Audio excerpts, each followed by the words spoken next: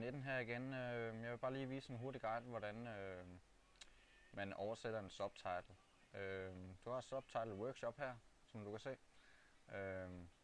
Du skal have videoen herop, underteksterne herop. Men det første vi gør, så finder vi videoen, den ligger her. Jeg har lige taget bowl for eksempel. Jeg holder bare venstre muskelknap nede, drag and drop, og så slipper den herop.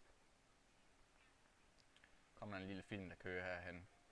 Så går vi ind i bowl igen, og så har jeg tilfældigvis min danske undertekst her. Den er godt nok oversat, men kan lige vise dig, hvad man gør det. Smider den ind.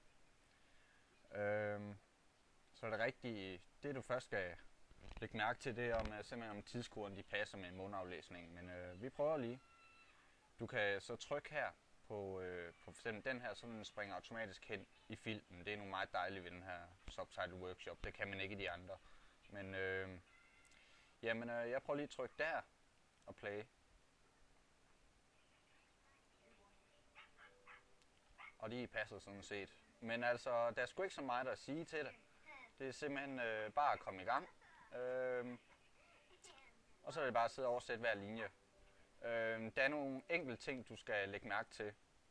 Det er for eksempel, hvis der er en linje, der kører videre. Nu kan jeg lige prøve at kigge igennem her.